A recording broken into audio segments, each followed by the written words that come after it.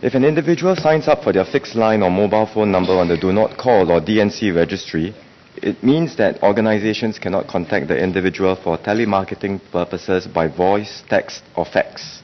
Organizations must therefore check the DNC registry before sending out any telemarketing messages via a phone call, text message, or fax. An organization can only contact the DNC registered number if that individual had given clear and unambiguous consent for that particular organization to do so. The framework for the DNC registry along with the Personal Data Protection Bill was passed in Parliament in October 2012, and it went through 3 rounds of public consultation before that, spanning September 2011 to April 2012. In one of these public consultations, some businesses had proposed that organizations do not need to check the DNC registry if the number belonged to a customer with whom they have an existing business relationship. This would then allow organizations to market any products or services that the organization offers to their existing customers. However, this proposal was rejected then, as it would be too far-reaching. After the bill was passed, the Personal Data Protection Commission, or the PDPC, conducted another 2 rounds of public consultation between February to April 2013 and May to June 2013 on a set of advisory guidelines and business rules relating to the DNC registry respectively. These guidelines and business rules were published in September 2013. Subsequently, as organizations prepared to comply with the DNC provisions, the treatment of in-service telemarketing messages emerged as a new issue during the consultations on the guidelines, or during the preparation to comply with the guidelines. And this particular issue of treatment of in-service telemarketing messages was surfaced by consumers as well as businesses and non-profit organizations. What is an in-service telemarketing message? An example would be a telecom operator notifying a subscriber of his mobile prepaid card balance, and in the same message also provide information about discounted rates for IDD calls for prepaid card holders.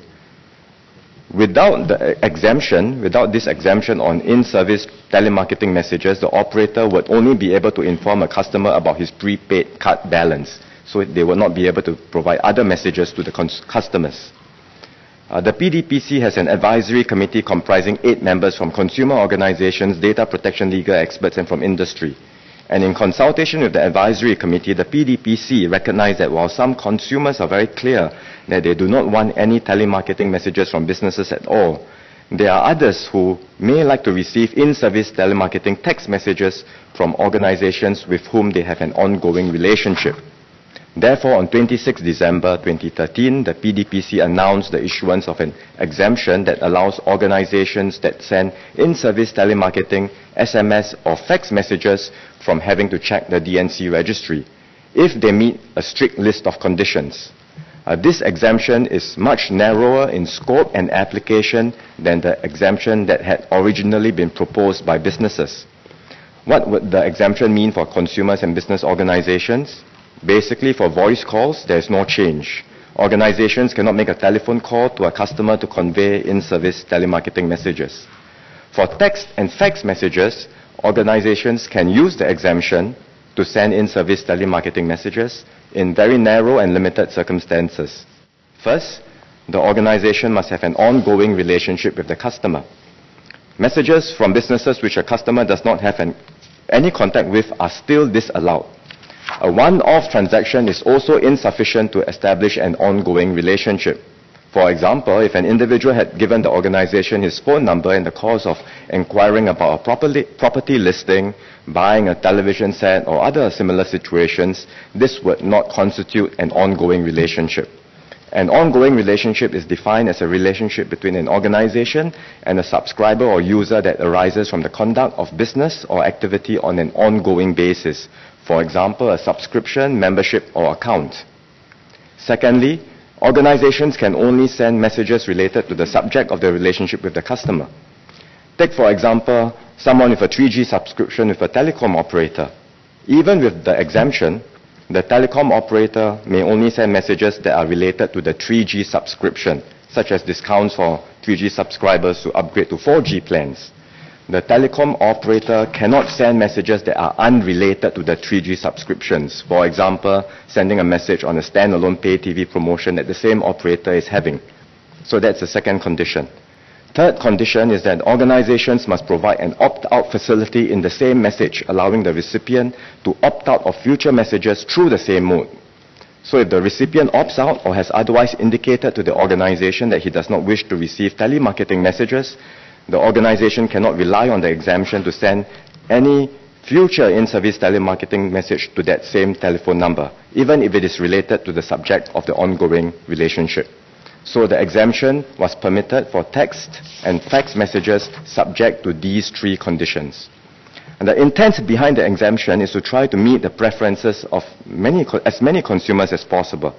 Without the exemption, when individuals register on the Do Not Call registry, it would be an all or nothing choice, either to block or receive all types of telemarketing messages. The PDPC was guided by consumers' interests and what would be most useful and beneficial for consumers who registered on the DNC registry. The exemption with its limited scope was assessed to be the best approach to try and benefit as many consumers as possible. Now consumers have the flexibility to choose if they prefer to receive such in-service telemarketing messages and opt out if they do not wish to receive these messages. In the US, this issue of whether to exempt telemarketing calls from organizations with existing relationships with customers was one of the most contentious ones they had to deal with when they set up their DNC registry. And eventually, the decision taken was to allow them. The PDPC did consider whether the exemption should be structured with an opt-in facility, as some have suggested. However, this approach would have required individuals with the opposite preference. In other words, those who prefer to continue receiving in-service telemarketing messages to take one additional step to opt in. And such a system would also have been very complicated for both consumers and organizations. In reaching its decision, the PDPC had studied the jurisdictions with established DNC registries. None had structured their registries with an opt-in facility. In the UK, which has a similar design of the DNC registry as ours, similar in-service telemarketing SMSs sent to existing customers would be allowed as long as there is an opt-out unsubscribe facility. In the US and Australia, where the system is slightly more liberal than ours, permitted SMSs are not limited to in-service telemarketing messages made to existing customers. And in fact, all unsolicited telemarketing SMSs that are allowed have to have an opt-out unsubscribe facility as well.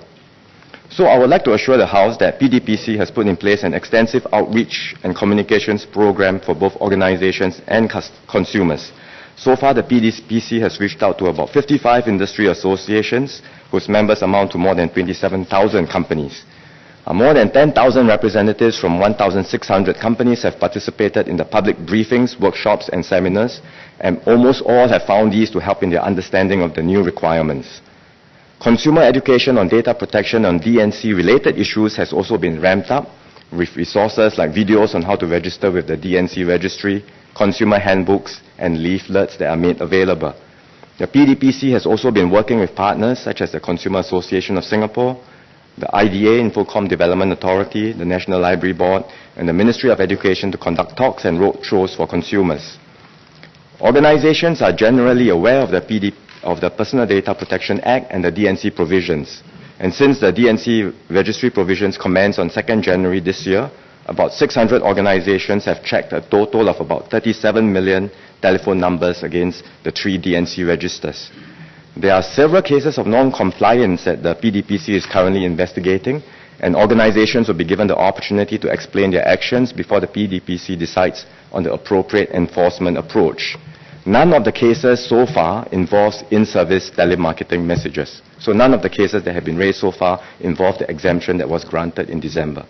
Regardless, the PDPC will take enforcement action for abuses of the exemption given or for any other breaches under the Act.